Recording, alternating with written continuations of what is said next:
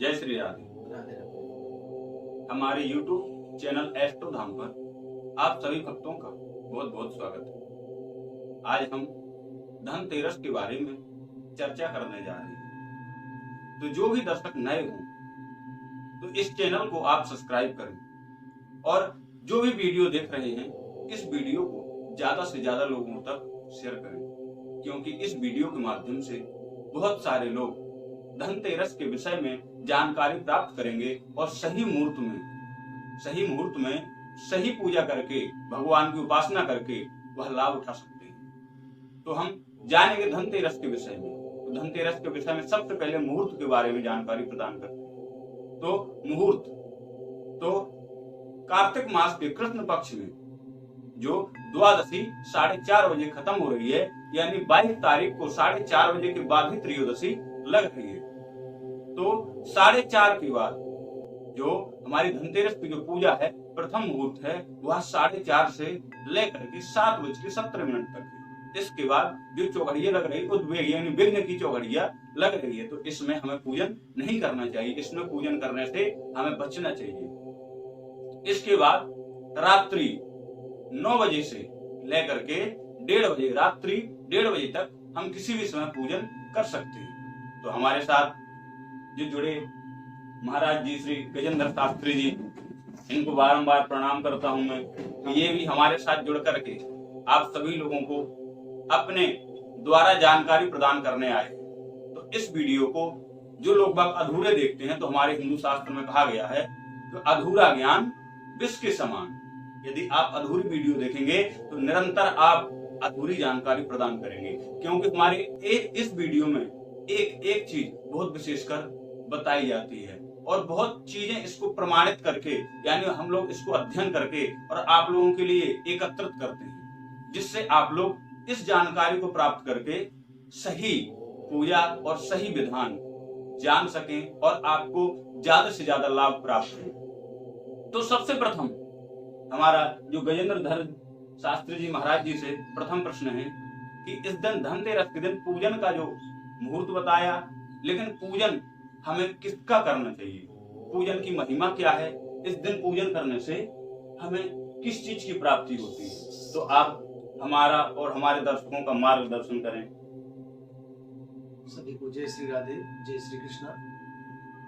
सर्वप्रथम इस पुण्य धरा श्री वृंदावन धाम से आप सभी को इस पावन पर्व की बहुत बहुत शुभकामनाएं और ठाकुर जी के चरणों में मंगल कामना आप सबके लिए, जीवन में आपके सुख समृद्धि हो। जैसा कि आचार्य जी ने निवेदन किया कि हम इस पुण्य पावन पर्व को कैसे मनाएं। देखिए, ये जो भी उत्सव आते हैं हमारे जीवन में, ये हम आप सभी का परम सौभाग्य है और यह सनातन संस्कृति का एक सद्भाग्य हम सब लोगों का कि जिस संस्कृति में, जिस धर्म में हम सबको यह सुंदर सुंदर भगवान के पावन पर्व मनाने का, सम्मिलित होने का सौभाग्य हम सबको प्राप्त हुआ है। हम आप सभी बड़े भागी हैं। तो आप सभी जानते हैं धनतेरस का पावन पर्व हम सबके समक्ष है। इस त्योहार को, पर्व को, जैसा मैं बताता हूँ कि कोई भी पर्व त्योहार होता है उसको हम हर्षोल्लास, प्रसन्नता पूर्वक, बड़े ही धूमधाम तरीके से और एकाग्र चित्त होकर के, मिल करके, संपूर्ण परिवार के सहित पर्व को मनाएं। त्रयोदशी को पर्व मनाने से पहले ही घर की साफ सफाई, शुद्धता आदि का ध्यान रखें और घर को बढ़िया स्वच्छ और निर्मल बना करके और सुंदर वातावरण का निर्माण करें। त्रयोदशी का मुहूर्त आचार्य जी के द्वारा आपको पता ही चला।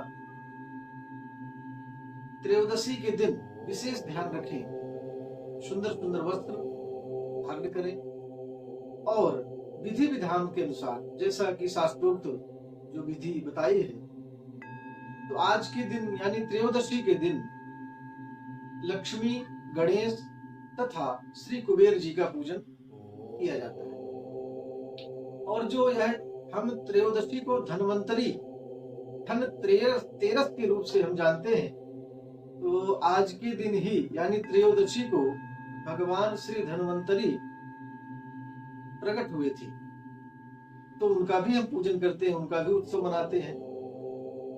तो बड़े ही धूमधाम से लक्ष्मी, गणेश और श्री कुबेर जी का पूजन होता है, और साथ में हम श्री धन्वंतरी भगवान का भी जन्मोत्सव बड़े ही धूमधाम तरीके से मनाते हैं। जैसा कि पूजा के बारे में हमने जानकारी ली, तो इस दिन जैसा कि महाराज श्री के मुख से बताया गया है कि गणेश जी और माँ लक्ष्मी तथा कुबेर जी का पूजन इस दिन करना अति आवश्यक माना गया है।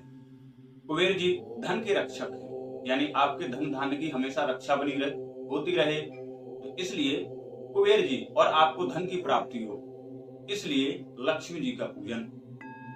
इसलिए इस दिन विशेष जानकारी, इस दिन चतुर्मुखी दीप दान भी होता है। तो हमें दीप दान किस टाइम करना चाहिए, और जो दीपक हो उसमें हमेशा सरसों के तेल का ही प्रयोग करें, और यह दक्षिण दिशा की ओर दीपक रखा जाता है, किसी एकांत या छत पर इसको पीछे मुड़ करके नहीं देखा जाता।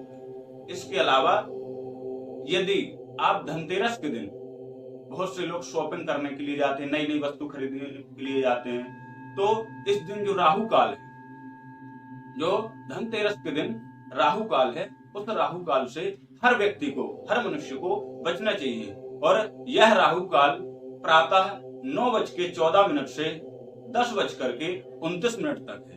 तो इस समय यदि आप किसी वस्तु को खरीदने के लिए जा रहे हैं तो इस टाइम से बचना चाहिए। इससे पहले या इस समय के बाद आप जा सकते हैं। और इस दिन स्वर्ण की सबसे ज्यादा खरीदारी व्यक्ति करते हैं, और इस दिन पीतल के, जो भी पीतल के बर्तन हो या पीतल की वस्तुएं हैं, इनको लेने से व्यक्ति को बचना चाहिए। तो जैसे कि मैंने बताया था चतुर्मुख दीप दान, तो हम महाराज जी से, हमारे और हमारे दर्शक जानने के इच्छुक होंगे, तो दीप दान क्यों किया जाता है? देखिए, दीप दान का एक अपना महत्व होता है। जब आप त्रयोदशी को पूजन कर रहे हैं तो अपना मुहूर्त, सुंदर मुहूर्त के समय ही पूजन करें। और जब हम सामने अपने आसन पर लक्ष्मी, गणेश, श्री कुबेर जी आदि को विराजमान करते हैं, तो पूजन के बाद फिर हम दीपदान भी करते हैं। तो जैसे ही हम दीपक प्रज्वलित करेंगे, उसमें एक दीपक अलग से हमको रखना है, उसको हम यमदीप के नाम से जानते हैं। तो यमदीप का दान दक्षिण दिशा में आचार्य जी ने बताया, और एकांत स्थान में, यानी हमारे परिवार के लोगों की अथवा हमारी दृष्टि न पड़े वहां ऐसी जगह में रखें। दीपदान का महत्व है यमदेव की प्रसन्नता के लिए। हमारे घर में किसी को भी भयानक बीमारी हो अथवा किसी भी संकट से ग्रस्त हो, घर में घरेलू कोई समस्या हो और कोई बाधाओं से अगर हम ग्रसित हो, तो उसकी शांति के लिए, निवारण के लिए यह दीपदान किया जाता है। उससे हमारी जो भी पूर्व काल से आ रही समस्या है, बीमारी है, संकट है, उससे मुक्ति मिलती है और यमदेव की कृपा प्राप्त होती है। तो हमारे दर्शकों को चतुर्मुख दीपदान का भी महत्व प्राप्त हुआ। सभी लोग कुबेर की, लक्ष्मी जी की तथा गणेश जी की पूजा करते हैं। तो इस दिन यदि किसी व्यक्ति के जीवन में विघ्न आ रहे हैं, परेशानी आ रही है, या रोग से ग्रस्त है, मानसिक तनाव है, तो इसलिए जरूर से जरूर आप चतुर्मुख दीपदान करें। इससे आपको इन सभी विघ्नों से शांति प्राप्त होगी। लेकिन एक आचार्य जी, महाराज जी, एक विषय होता है कि जो धनतेरस के दिन धन्वंतरी जी का अवतार हुआ था, जैसे कि अमृत का कलश लेकर के ये प्रकट हुए थे, और हमें बताया जाता है कि जो धन्वंतरी जी आयुर्वेद के बहुत बड़े, यानी भगवान के 24 अवतारों में से इनका अवतार भी बहुत बड़ा माना गया है। कि एक 24 अवतारों में से एक अवतार धन्वंतरी जी का भी हुआ। तो हमारी विशेष कामना होती है कि हमारे घर में सभी लोग निरोगी बने रहे, तो इसके लिए धन्वंतरी जी की पूजा होती है। तो आप हमारे दर्शकों को विशेष जानकारी प्रदान करें कि धन्वंतरी जी की पूजा कब की जाती है, अथवा हमारे जो लोग कई दर्शक भ्रमित हैं कि 22 तारीख या 23 तारीख, क्योंकि धनतेरस 22 को शाम 4:30 बजे से लग रही है और शाम को ही 4:30 बजे विश्राम हो रही है। तो इस विषय में हमें धनतेरस की जो धन्वंतरी जी की पूजा है वो 22 को करनी चाहिए या 23 को करनी चाहिए। अतः धन्वंतरी जी की पूजा करने से हमें क्या लाभ है और क्या मनुष्य को धन्वंतरी जी की पूजा करना अति आवश्यक है कि नहीं? देखिए, पहली बात, जब हम लक्ष्मी गणेश आदि का पूजन करते हैं ये तो हम 22 को ही शाम को कर सकते हैं जी। लेकिन धन्वंतरी महाराज का जो उत्सव आप 23 को ही मनाएं। 23 को, क्योंकि उत्सव हम स्वभावता है प्रातः काल ही मनाते हैं। तो त्रयोदशी जो हमारी लग रही है तो 22 से ही लग रही है शाम को, लेकिन वो त्रयोदशी दूसरे दिन भी रहेगी। तो हम लोग धनतेरस का जो पावन पर्व है धन्वंतरी महाराज का जन्मोत्सव, तो हम लोग जो है त्रयोदशी यानी 23 तारीख को भी मना सकते हैं। देखिए, यह अमृत महोत्सव के रूप में मनाया जाता है यह जो जन्मोत्सव है, क्योंकि धन्वंतरी महाराज एक हाथ में अमृत का कलश और एक हाथ में आयुर्वेद लेकर के प्रकट हुए थे।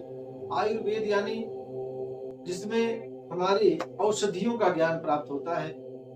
हमारे जीवन में, हमारे शरीर में कोई भी संकट या बीमारी है उससे निवारण के लिए आयुर्वेद से हमें उत्तम शिक्षा या उत्तम ज्ञान प्राप्त होता है और उन औषधियों के माध्यम से हम उपचार करते हैं।